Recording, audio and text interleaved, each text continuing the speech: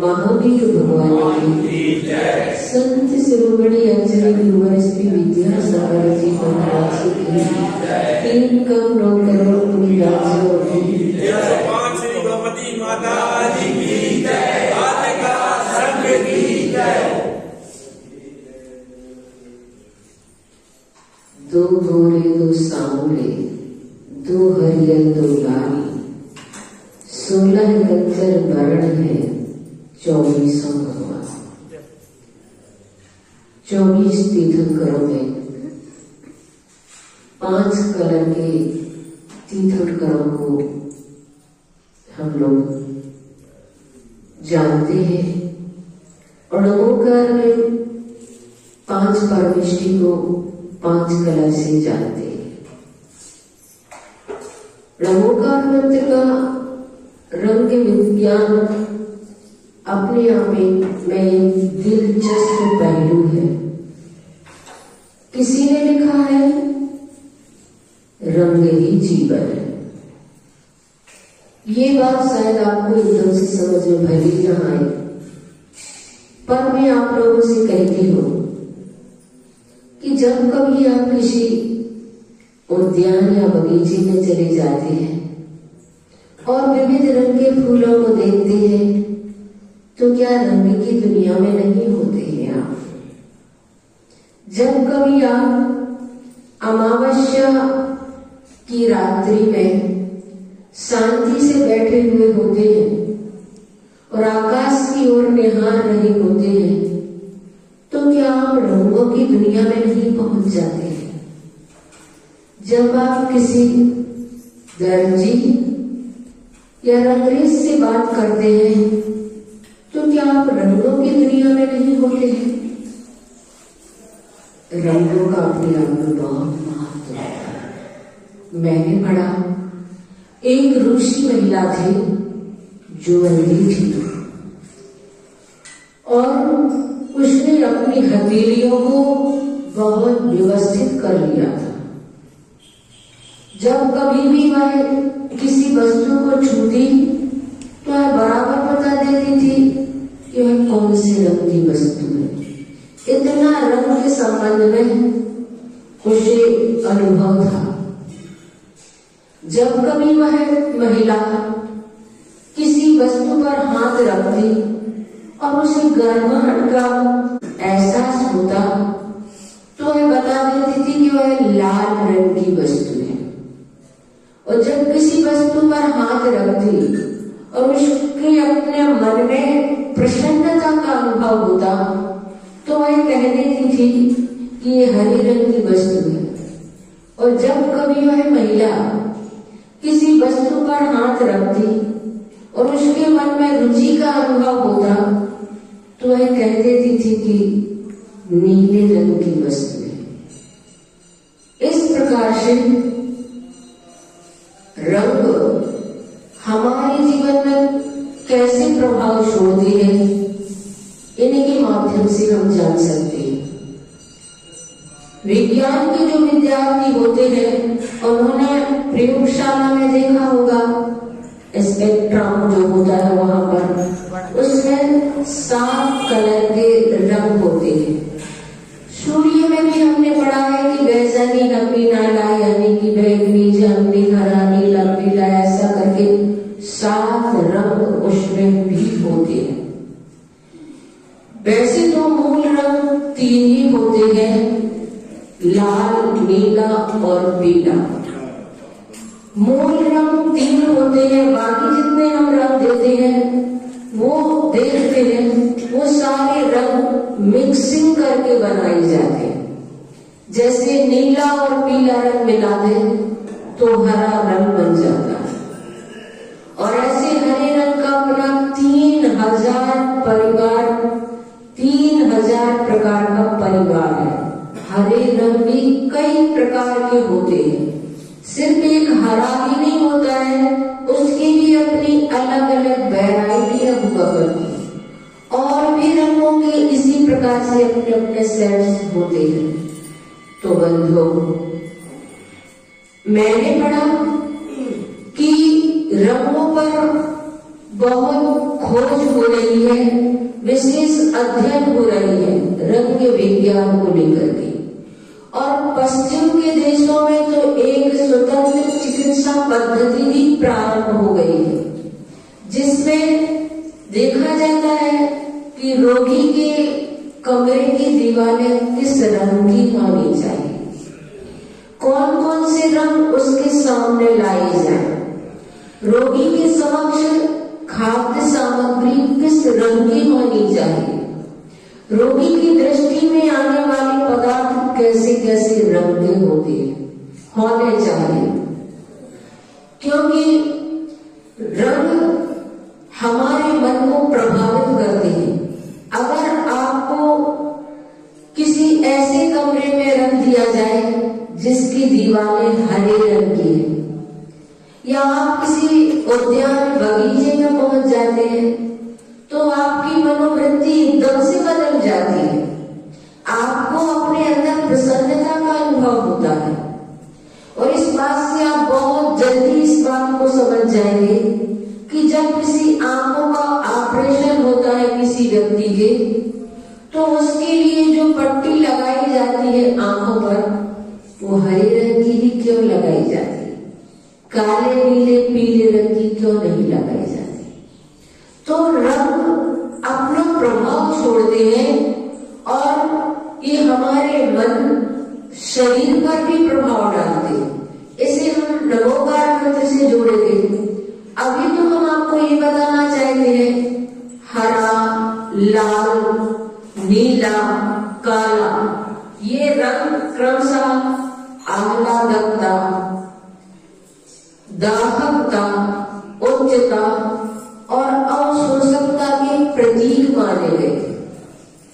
हरा रंग आह्लादकता यानी कि प्रसन्नता का, इसलिए रंग बहुत ताजगी प्रदान करने वाले होते हैं, तो रंग बहुत मनहूस भी हुआ करते हैं। इसलिए कहा है कि रंग को विटामिन से ज्यादा महत्व का माना गया है। रंग हमारे जीवन में एक प्रकार से विटामिन का काम करते हैं। हाँ, स्वास्थ्य के लिए भी रंगों की चिकित्सा पद्धति जो मैंने आपको बताई, उसे हम नमोकार मंत्र से भी जोड़े। और नमोकार मंत्र में पंच परमेष्टि जो हुआ करती है, पंच परमेष्टि में अरहंत भगवान को सिद्ध रंग, सफेद रंग से हम स्मरण करते हैं, और सिद्ध भगवान को लाल रंग से स्मरण करते हैं। आचार्य परमेष्टि को पील या पीला रंग, उपाध्याय परमेष्टि का नील या नीला रंग, साधु परमेष्टि का श्याम या काला वर्ण स्मरण करते हैं। और ये 5 रंग और ये 5 केंद्रों को जागृत करने वाले होते हैं। अरहंत भगवान का सफेद वर्ण हमारे ज्ञान केंद्र को बताता है। सिद्ध भगवान का लाल रंग दर्शन केंद्र को बताने वाला होता है। आचार्य परमेष्टि का विशुद्धि केंद्र होता है। उपाध्याय परमेष्टि का आनंद केंद्र होता है। और साधु परमेष्टि का शक्ति केंद्र होता है। और इन पांचों परमेष्टियों में हम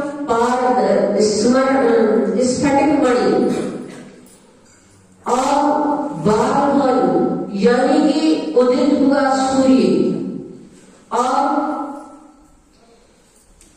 जो आचार्य परमेष्टि होते हैं उन आचार्य परमेष्टि को दीप शिखा, उपाध्याय परमेष्टि को नभ यानी आकाश और साधु परमेष्टि को कस्तूरी, इनकी उपमाओं से हमें समझाया गया है। क्योंकि स्फटिक मणि जो होती है वह पारदर्शिता, पवित्रता की प्रतीक होती है और जो बालमन होता है उदित हुआ सूर्य वह तेजोमयता को लिए हुए होता है। दीप शिखा जो होती है ऊर्ध्वगामिता को बताने वाली होती है और आकाश जो होता है वह व्यापकता को बताने वाला होता है और कस्तूरी जो होती है एकाग्रता की प्रतीक मानी गई है। मैंने पढ़ा अरहंत वर्ण की कमी से हमारे शरीर में अस्वस्थता बढ़ती है। दो प्रकार के सेल्स हमारे शरीर में होते हैं, रेड सेल्स और व्हाइट सेल्स। और व्हाइट सेल्स की कमी हो जाएगी, सफेद रंग की कमी हो जाएगी तो हमारे शरीर में अस्वस्थता बढ़ने लगती है। सिद्ध वर्ण की कमी से यानी कि लाल रंग की कमी से हमारे शरीर में प्रमाद आने लगता है। जिस किसी का हीमोग्लोबिन कम हो जाता है तो उसके लिए प्रमाद आता है, आलस आता है, किसी प्रकार के कार्य करने में मन नहीं लगता है। और आचार्य वर्ण की कमी से ज्ञान तंतु कमजोर होते हैं। उपाध्याय वर्ण की कमी से हमारे अंदर प्रतिरोध शक्ति क्षीण होती है और साधु वर्ण की कमी से सहन शक्ति की क्षीणता आती है। इसलिए जब भी हम नमो अरिहंताणम कहते हैं, नमो अरिहंताणम का जैसे ही हम उच्चारण करते हैं तो सफेद रंग की स्फटिक की मूर्ति जैसे आप लोगों ने चांदखेड़ी में देखी थी या कि जैसे सिद्धाय तल में जो सफेद स्फटिक की मूर्ति है, ऐसी मूर्ति को आप अपने ज्ञान केंद्र पर दो भ्रमटियों के बीच में जो स्थान होता है उसे ज्ञान केंद्र बोलते हैं, उस पर आप अरहंत परमेष्टि का स्मरण करें। नमो अरिहंताणम, नमो अरिहंताणम ऐसा आप अगर जाप करते रहेंगे तो आपको अपने जीवन में स्वस्थता का अनुभव होगा। और अरहंत परमेष्टि को, अरहंत परमेष्टि का जो स्वरूप है 46 मूल गुण से सहित, 46 मूल गुण में विशेष अरहंत परमेष्टि की पहचान हम उनके 8 प्रातिहार्यों से समझते हैं। तरु वसों के निकटते, सिंहासन छविदार, 3 छत्र सिर पर लसे, भामंडल पिछवाड़, दिव्य धुनि मुख देखे, पुष्प वृष्टिश्वर हो, ढोले 64 चवर जब, वादे दुंदुभी जोय। ऐसे 8 प्रातिहार्य अरहंत भगवान के हैं, सफेद कलर में है। जैसे कि आपने कुंडलपुर में समूशरण मंदिर देखा होगा, तालाब के सामने जो सफेद समूशरण है उसमें पूरी प्रतिमाएं सफेद कलर की है।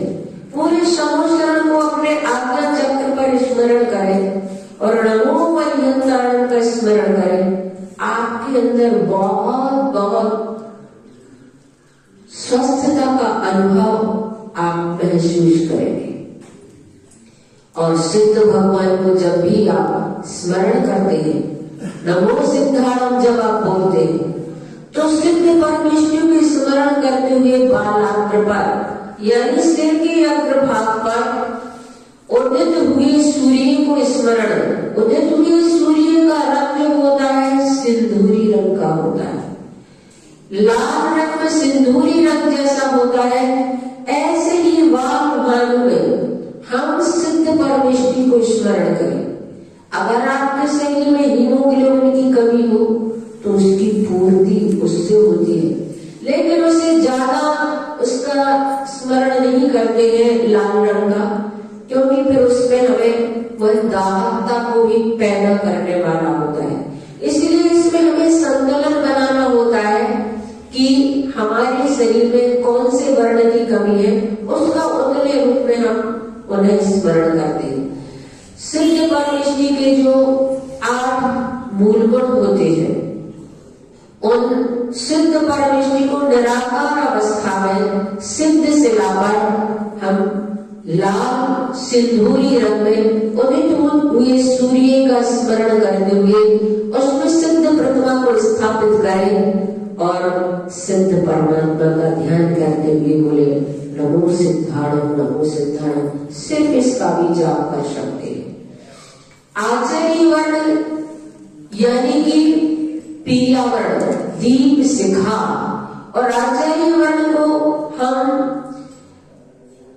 जो हमारा विशुद्धि केंद्र है, विशुद्धि केंद्र गले में कंठ में, दीप शिखा यानी दीपक की जो लौ होती है, ऐसे पीले रंग में उसकी लौ में हम अपने आचार्य भगवान को स्मरण करें।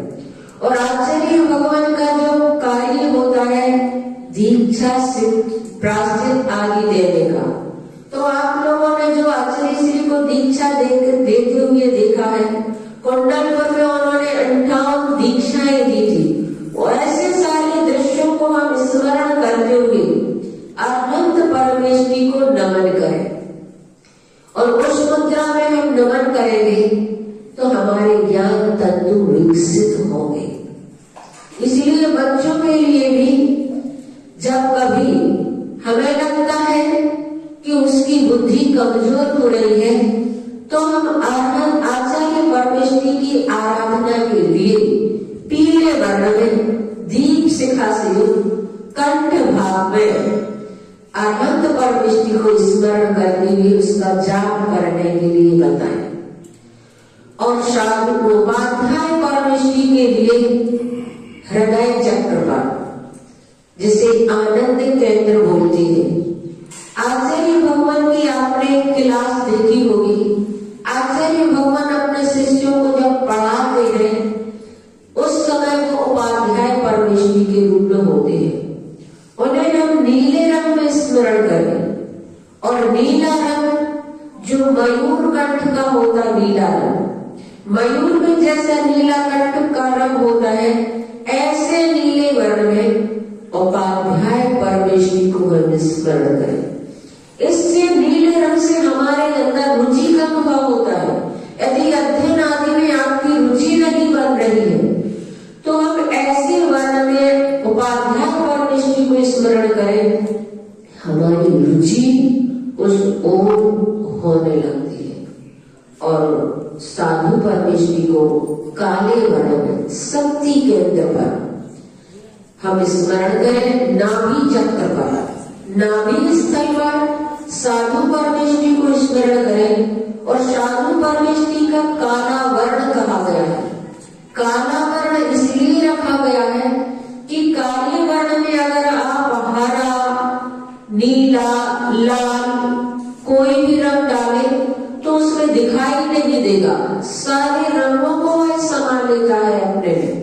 उसी प्रकार साधु परमेश्वरी का जो काला रंग होता है वह अवशोषण का प्रतीक माना गया है। कितने भी उत्सर्ग परिसर आदि उनके जीवन में आते हैं, पर वो उसे बड़ी समता से सहिष्णु बनकर उसे शांत भावों से सहन करते हैं। इसलिए काले रंग में साधु परमेश्वरी को हम स्मरण करें। तो बंधु, समय अपना हो रहा है। रंग विज्ञान में हम समझें कि ये रंग सिर्फ सुंदरता के लिए ही नहीं, हमारे मन को भी प्रभावित करने वाली होती है। इसलिए रंग विज्ञान के साथ पंच परमेश्वरी को स्मरण करें जिससे हमारा मन भी एकाग्र होता है, मन हमारा इधर उधर नहीं भटकता। जब हम इन रंग के माध्यम से उन चक्रों को और केंद्रों को खोलते हैं तो हमारी शक्ति हमें कई गुनी प्राप्त हो जाती है और हमारा मन इधर उधर नहीं भटकता है और एकाग्रता की ओर हम अपने मन को ले जाते हैं। तो इस प्रकार से पंच परमेष्टि में रंग विज्ञान का अपने आप में एक महत्व है, जिसके माध्यम से हम अपने आराधना में दत्त चित्त होकर के परमात्मा को स्मरण करते हैं। और ऐसा नमोकार मंत्र, जिस नमोकार मंत्र के माध्यम से हम अपने काम बहुत अच्छे से बना लेते हैं। मैंने एक उदाहरण पढ़ा था कि एक सम्राट बहुत चिंतित था, परेशान था। उसकी चिंता का कारण ये था कि पड़ोसी जो राजा है उसके राज्य पर आक्रमण करने वाला था। इसीलिए वह चिंतित था, क्योंकि वह बहुत छोटी सी सेना को लेकर के था। बहुत कम उसके पास सेना थी, बहुत कम उसके पास सामग्री थी। पड़ोसी राजा 50 गुनी ताकत को लेकर के था। तब सेनापति ने अपने सेनापति पद से इस्तीफा दे दिया। सम्राट से कहा, मुझे ये सेनापति का पद नहीं चाहिए। व्यर्थ में सेना को युद्ध क्षेत्र में लेकर मरवाने का पाप मैं अपने सिर पर नहीं लेना चाहता, इसलिए मुझे सेनापति का पद नहीं चाहिए। मुझे सेनापति के पद से मुक्त कर दे। और जैसे ही उस सेनापति ने सम्राट से इस प्रकार से कहा, तो इस बात को तो सम्राट भी जानता था, पर सम्राट आखिर करेगी तो क्या करे। सम्राट को चिंतित देखकर रानी ने कहा कि नदी के उस तरफ एक साधु जी रहते हैं। कई बार उन्होंने हमारी समस्याओं का समाधान किया है। हम उनके पास चले, हो सकता है वो हमारी समस्या का समाधान अपनी तपस्या के माध्यम से, अपनी योग साधना के माध्यम से कर दे। सम्राट रानी को लेकर साधु जी के पास गए। साधु जी तो नदी किनारे बैठे बांसुरी बजा रहे थे, आनंद से लीन और तल्लीन थे भक्ति में। सम्राट ने साधु जी को प्रणाम किया और अपना निवेदन रखा कि राज्य पर संकट है और सेनापति ने अपने पद से इस्तीफा दे दिया है। साधु ने कहा, समस्या कोई ज्यादा बड़ी नहीं, इसमें घबराने की क्या बात है। और अगर सेनापति ने अपने पद से इस्तीफा दे दिया है तो उसे जितनी जल्दी मुक्त कर सके कर दे। अगर अन्य सैनिकों को इस बात का पता चल गया तो फिर हमारी हार निश्चित हो जाएगी, क्योंकि ये संक्रामक का रोग है।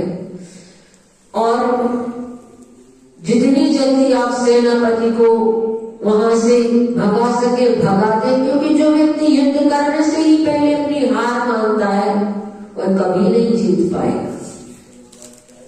सम्राट ने कहा, साधु ने कहा, सेनापति मैं बनूंगा और सेना का संचालन मैं करूंगा और मैं युद्ध जीत करके आऊंगा। सम्राट तो और परेशान हो गए। उन्होंने कभी सुना ही नहीं था कि कोई साधु कभी सेनापति बने, और उन्होंने इस प्रकार से सेना का संचालन किया। और अगर सेना का संचालन किया भी तो अगर उन्होंने तलवार को बांसुरी की तरह पकड़ लिया तो फिर हमारी हार निश्चित है, क्योंकि बांसुरी पकड़ने की आदत अलग होती है, तलवार पकड़ने की आदतें अलग होती है। सम्राट को चिंतित देखकर रानी ने कहा, साधु जी की बात पर विश्वास करो, अपने पास इसके अलावा और कोई उपाय भी तो नहीं है। और सम्राट ने साधु जी को प्रणाम किया, अपने महलों में वापस लौट आई। सुबह सुबह साधु जी घोड़े पर सवार होकर बांसुरी बजाते हुए युद्ध के लिए प्रस्थान करने लगे। सैनिकों ने देखा तो वे भी बड़े हैरान और परेशान। ये भी कोई युद्ध की कला होती है, ऐसे भी कोई युद्ध किया जाता है, ये अब तो हमारी हार निश्चित है। वे जानते नहीं थे कि साधु जो होते हैं वो किस प्रकार की नीति से अपने योग साधना से अपने कार्य को सिद्ध कर लेते हैं। उदास मन हमेशा हारता है और प्रसन्न मन जीत करके आता है। साधु चले जा रहे थे, सैनिक भी उनके पीछे पीछे थे। अचानक सूर्योदय हुआ और एक मंदिर का कलश चमका। साधु जी ने सैनिकों से कहा, अभी हम सभी यहीं रुके, हम अपने मंदिर के देवता को प्रणाम करके आते हैं और देवता से पूछेंगे कि हमारी जीत होगी कि नहीं होगी। अगर देवता ने कहा कि तुम्हारी जीत नहीं होगी तो मैं युद्ध नहीं करना, हमें यहीं से वापस लौट जाएंगे। और अगर देवता ने कहा कि तुम्हारी जीत होगी तो हम आगे बढ़ेंगे। सैनिकों ने कहा, तुम्हारी बात तो समझ नहीं आती है, पर देवता हमसे कैसे कह रहा है, कैसे समझ में आएगा। उन्होंने कहा, तुम सब चलो मेरे साथ। और साधु जी सबको लेकर के मंदिर में पहुंचे और परमात्मा के सामने खड़े हुए, झोली में से एक सिक्का निकाला और प्रार्थना की कि हे मेरे आराध्य देवता, अगर मेरी जीत हो तो सिक्का सीधा गिरा देना, मैं समझ जाऊंगा कि आप मेरी जीत के लिए कह रहे हैं, फिर मुझे दुनिया में किसी का डर नहीं है। और अगर सिक्का उल्टा गिरा तो हम वापस लौट जाएंगे। और ऐसा संकल्प करके साधु जी ने सिक्का ऊपर आसमान में उछाला। सारी की सारी सैनिकों की धड़कनें रुक गई थी, क्योंकि उनके जीवन और मरण का सवाल था। और जैसे ही सिक्का नीचे गिरा के सारे लोग खुशी से उछल गए, क्योंकि सिक्का सीधा गिरा। साधु ने कहा, अब हमारी जीत निश्चित है, अब हमें किसी का भय ही नहीं है और हम अब युद्ध करने के लिए जाएंगे। उसी मंदिर में पड़ोसी जो राजा था उसका सेनापति भी था। उसने देख लिया कि देवता ने इनकी जीत के लिए कहा है तो हमारी तो हार निश्चित है, क्योंकि देवता का वचन अन्यथा नहीं होता, हमें युद्ध ही नहीं करना। तो वो युद्ध किए बिना ही अपनी सेना को वापस ले गए। साधु जी ने जीत हासिल कर ली। सभी सैनिक कहने लगे, देवता ने हमें जीत दिलाई है, हम देवता को धन्यवाद दे ले। साधु जी कहने लगे, छोड़ो ये बात, कोई देवता ने जीत हासिल नहीं कराई, देना है धन्यवाद तो मुझे दो, मेरे सिक्के को दो। तो उन्होंने कहा, ये तो स्पष्ट है, अभी अभी तो आपने कहा था। तो साधु जी ने कहा, इस रहस्य को तुम समझे ही नहीं हो। तो उन्होंने कहा, बात क्या है? उन्होंने सिक्का दिखाया तो सिक्का उल्टा था ही नहीं, दोनों तरफ से सीधे।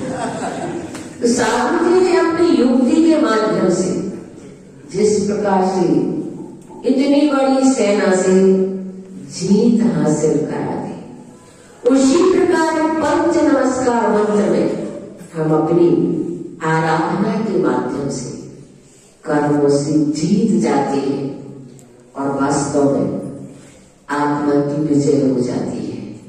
इसलिए बंधु, हम अपने पंच परमेष्टि की आराधना बड़ी ही श्रद्धा और आस्था के साथ करें, क्योंकि मैंने पढ़ा कि हम पत्थर की मूर्ति को नमन करके भगवान बना लेते हैं, पत्थर की मूर्ति को नमन करके भगवान बना लेते हैं, करते हैं सुबह शाम नमन, मन में कई अरमान सजा लेते हैं।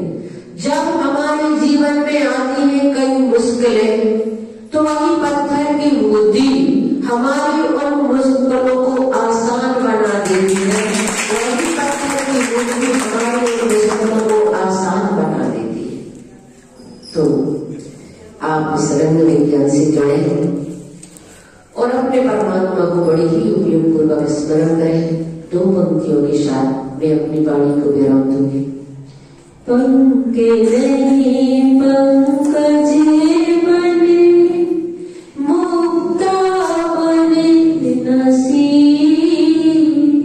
दीप बने जलते रहे, प्रभु पद पद्म सभी। अहिंसा परमो धर्म।